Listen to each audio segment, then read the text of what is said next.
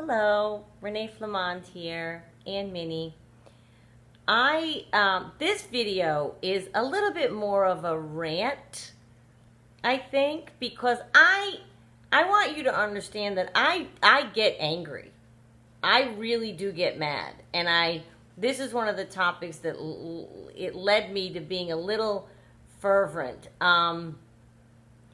With all that talk about forgiveness that we just had the last couple of videos, it really got me to thinking about the whole forgiveness thing and got me to dissecting what is holding me back from doing so. What is it? So I understand why they devalue. I understand it has nothing to do with me.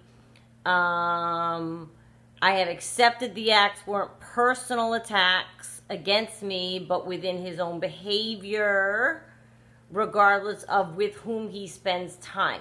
So what is it? What is it that's holding me back from pushing through and being able to forgive, move on, and never think about it again, right? I've spent a lot of time trying to understand the narcissist. But you know what? I'm still mad. Always understanding the narcissist. Ooh, let's understand the narcissist. And the narcissist has a disorder. So can you hear it in my voice? This is a rant. Because I started to get angry. Because one of the unforgivable things, now that I look back, he could have stopped. He could have stopped. If not his behavior, because his disorder dictates it. But he could have stopped in the pursuing of me. And when I talk about me and him, I'm talking about you and your narcissist as well. My pronoun is he, okay? They could have stopped. He knew by then that at some point the narcissist knows they're out. They're out. They know they are. They know that they are. He could have chosen to go on with his dysfunction and not have tortured the way that he did. That part still feels very personal. I know they need the turmoil. But Lord, at some point, don't you sit back and say, this one's had enough. It's time I let her go. It's time I move on. She looks dismantled beyond recognition enough.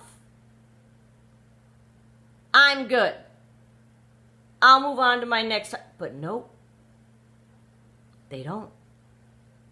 And that angers me. Like how? How do you look at someone who's broken? Again, and say, yeah, I'm going to break them again. How? How could they do that? Why? The mystery of their dysfunction supports all of this research and whatnot. But the fact that they're seemingly okay with their ill behavior, that really is the unforgivable part, isn't it? Yes, all the acts of transgression, of course, are completely despicable and in the lane of unforgivable, of course. But the stringing me out once it was over, I find that particularly diabolical. I'm a nice kid. Like, how could you do that to somebody? And I'm not saying that if the next person isn't a nice kid, they deserve it. But I mean, you see a nice kid, you're a father. You're a brother to a sister. Don't you think about how this would be on them if somebody treated them? Don't you stop and think about it? Don't you learn to maybe stop the behavior? But no. They just don't. It's oddly, creepily, like a train wreck that you can't look away from. I can't believe inside me that any human being can continue bad treatment upon bad treatment upon bad treatment, and nothing ever wakes them up. They never look at a friend who's happily married, or their parents, or cousins, or co-workers. They never see and realize, wow, my behavior's off. And the answer is no. They don't ever see and realize that their behavior is off. How do they do that? How do they continually put it upon the other person? Nothing wakes them up, ever, to say, ooh, but this is really not in line with other people my age. I seem to be really not getting it together. They keep coming up with excuses as to why they're not getting it together. It's never their fault. It's our fault. The world's fault. The business deal's fault. Their last wife's fault. The weather. The way the wind blew that day. It's everyone's fault but their own. It's astonishing to me in the most sinister way.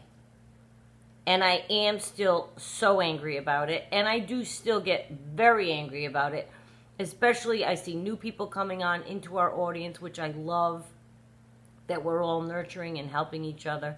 But it really gets me angry. Boom, there's another one. That's what my heart says.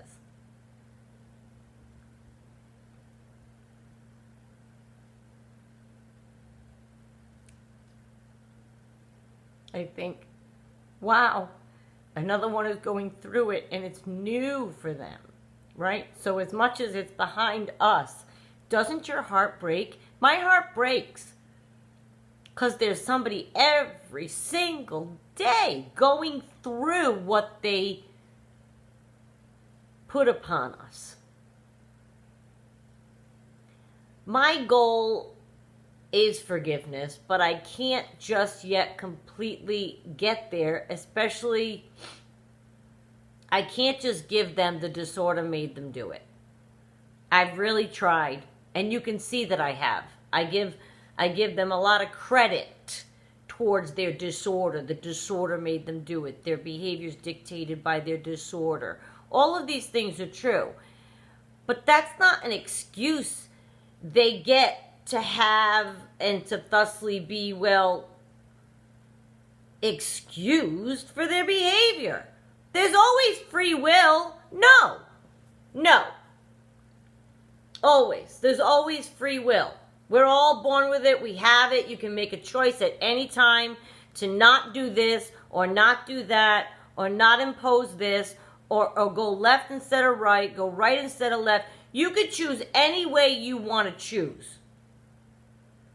And if your behavior doesn't match what my goals are, then go. Just leave us. Get to stepping. They need to devalue. They need that cycle. Oh, I know, I understand it. I do. I really do.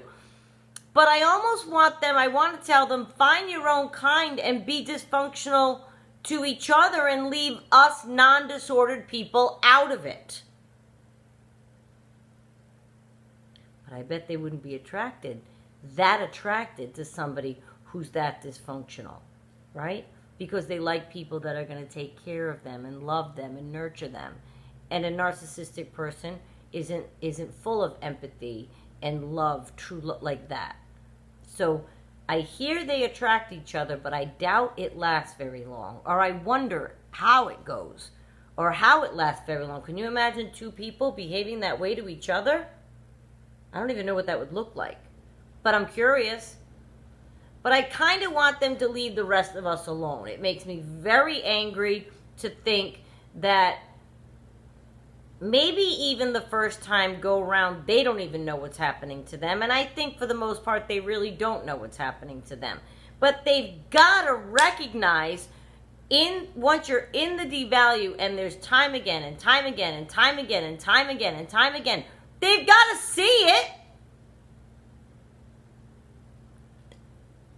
How do you not get sick of hurting somebody?